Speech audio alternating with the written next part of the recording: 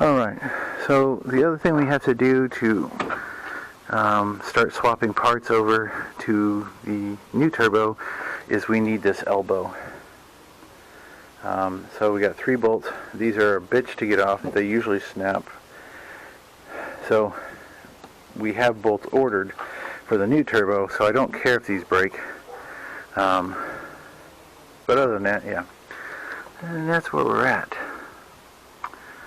So I'm going to soak these overnight, and then tomorrow I'll come back, put a little bit of heat on them, and see about getting them out of there.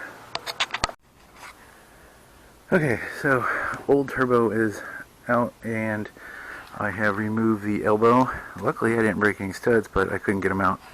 But this thing is done. Not only does it move left and right, but it also moves in and out quite a bit. So that's done. And we have transplanted the elbow onto our new turbo. We have our new ARP studs in place. We're going to torque these to about 18 foot-pounds. I have a clicky torque wrench and I have a static torque wrench. I'm going to use the static one for this just to give myself a little bit better room to work with. And then it is ready to go back in the car.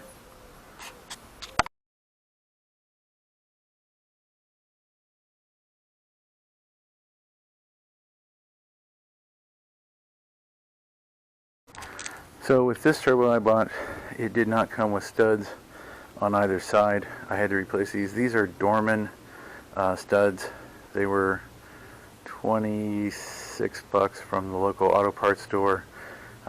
Didn't really care about this side. This is the part that comes in from your intake. This is the intake side. But these are the ones I was most concerned about. So these are the ARP. They're about, I think they were about $50 from Summit Racing. So, and then this is the bolt I had to replace on this turbo because on the other one it snapped. This is for the bracket that goes on the bottom of the motor to this to keep it from a little bit more stable and takes all the stress off of the head bolts. So this is ready to go back in the car, and that will be next. Okay, so after I took the turbo out, all of the bolts that were connected to the exhaust manifold and the downpipe, I went ahead and just soaked them for a few days in PB Blaster to get any rust out of there. We did have the center exhaust manifold bolt was a kind of a bear to get out, and as you can see it's damaged, so we won't be reusing that one. I do have a new bolt or a new nut that will be going in, so we won't have to worry about that. So yeah, so we're just getting our parts laid out here so we can start the reassembly process.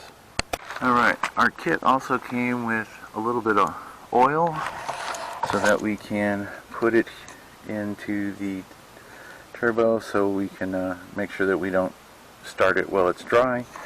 I'm going to get this into the car first, and then that way I can put the oil in through the top. It's not that big of a deal. And then I'll spin it a few times with my fingertip just to get the oil all the way through the bearing, and then we'll finish hooking up the oil lines. So next thing is, this is going into the car. And just a quick little note, my turbo kit came with the gaskets, but definitely need this little guy. But these 2 coppers and this 1 aluminum one, there should have been 6 of these, 2 or 4 of these copper ones and two of these aluminum ones. I've got some aluminum crush washers or some brass ones floating around here somewhere in a kit, so I'm going to go ahead and find those. But yeah, when you replace the coolant lines, the 2 coolant lines that go here and here, there's supposed to be a copper gasket next to the turbo, and then on the other side of the housing where the bolt, it's a banjo bolt just like your brakes. So yeah, you definitely want to have new copper or aluminum crush washers in there. And this other one is for your I believe that's the oil return side. one of these two. It's either this one or this one. This is all part of the same system. But yeah, you definitely want to replace both of them, not just one. So something to think about. Double check your kits. Make sure you have all the right parts. Luckily I have some extras here. If not, this could delay you a couple of days. Okay, and just like that, I was able to put the turbo in. I started with the intake side going up first, and then after I cleared, I turned it, and it is just sitting on the studs now. Nothing's attached. So at this point, I'm going to go up on top and put a couple of nuts in loosely, just to keep it from slipping down, and then I'm going to start reassembling things. Alright, so the bottom bracket that holds the turbo is in place. These are all just finger tight. They're not even finger tight. You can see this one's still got a big gap. This is the new one we had to replace. You can see how much heat the turbo generates. It has changed the color of this bracket. Okay, so this is your oil feed line. This is a pressurized side. That's why it's got a banjo style boat, so that's pressurized. These are the two copper crush washer seals that I took off. This is the aluminum one they provided in the kit, but only one, and so I had a assortment of these copper guys, and though they are a little wider than the factory one, just a tad bit, they are perfect fit in the diameter of the center, and that will seal up nicely.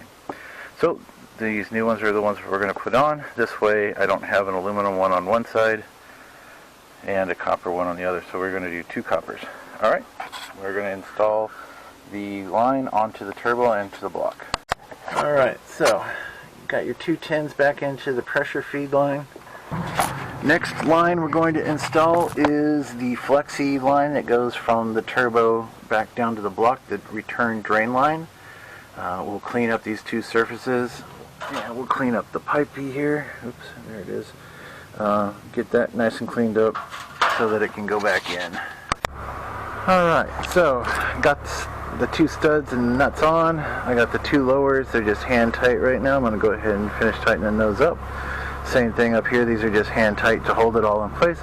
But now we can tighten that down. Alright, so I have just gave the turbo its medical injection. Laugh out loud. No, I just reached down here from the top, put some oil into it, spun the impeller with my finger while I was doing it, which you can do that. So next we're going to torque down these exhaust studs. Alright, so save yourself a little hassle. The little tiny heat shield that you put in from the bottom, leave the upper bolt out so that when you put the coolant line back in, the bracket hole lines up, and then you can put that bolt back in once the two coolant lines are secured to the turbo. Alright, so two coolant lines. The 18s are backed in and tightened down. The support bracket is through the heat shield. This other upper heat shield is back on. 3 10s all tightened down. Now I'm going to put I guess another heat shield that bolts in going this way into that block. It's that piece that was here. And then we should be able to put the intake on. Alright, so this heat shield right there is put back into place, and the two 10s are tightened and torqued down. Alright, so the next step in reassembling is putting the exhaust piece back in.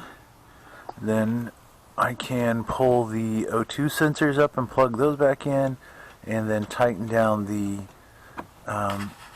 intake to the turbo, and then we can test start it. So that's next. And just like that, the exhaust is back together and all tightened up. We'll double check that once we've run some miles on it. Now the next thing we need to do is drag these sensors up and back into the correct spot, and we will be able to hook up the pipe and the valve, which I have in my hand, so we'll go ahead and hook this up now. Alright, so the next thing we're going to do is pull the two O2 sensors up, plug them back into the brackets over here, and put the last bracket on the end of the intake, and then tighten all that down. Alright, so you're going to have your two O2 lines come up. Make sure that when you route them, they're not touching the exhaust pipe. The other thing you want to do is this black one goes in the bottom section of the bracket. That is right here where my finger is. That's the bracket. So if you're looking at your fuel pump, right here's a nut, and then straight down is the bracket. Okay, it just takes two hands to plug that in. So there, that's plugged in, and we're just going to set that out of the way for a second. Now the next thing I got to do is tighten all the bolts that do the intake. So there's 3 at this side, there's 2 in the middle, or 2 sets of 2, and then the 3 at the turbo. Alright, so got all these bolts tightened up on the air intake. Next thing we need to do is reconnect our MAC valve, which needs to be dropped back inside here. Oops. Untangled from my other cords. And then we'll plug that in, and then we'll tighten the 3 bolts on the intake that goes to the turbo. Alright, so just a real quick once over. Again, I have the coils disconnected. The air intake is connected. I haven't hooked up the tube. I'm probably not going to do it just for the first start. I have put the elbow to the throttle body back on. So the last thing I have to do is slide this little guy back in there and get it tightened down, and I should be ready for first start. Alright, so I just cranked it over 3 times for about 15 seconds each time with a little bit break, cool the starter off in between. Just rehooked up the coils, double check to make sure I have no tools or anything laying in here. I mean, I've had so many different oh, Houston, we might have a problem. Yep, this is why we check everything. So something is loose. We have an oil leak. I'm going to have to crawl under here and figure out where it's at, but I have a fairly good idea. It is the upper feed line for the turbo. The crush washers might not be tight enough.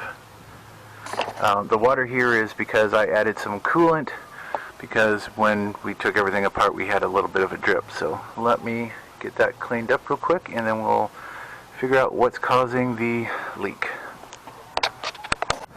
Alright, it's going to be a little hard to tell because it's really dark in here, but that upper line is definitely wet. So what we're going to do, make sure I got all my copper gaskets in place. It feels like there.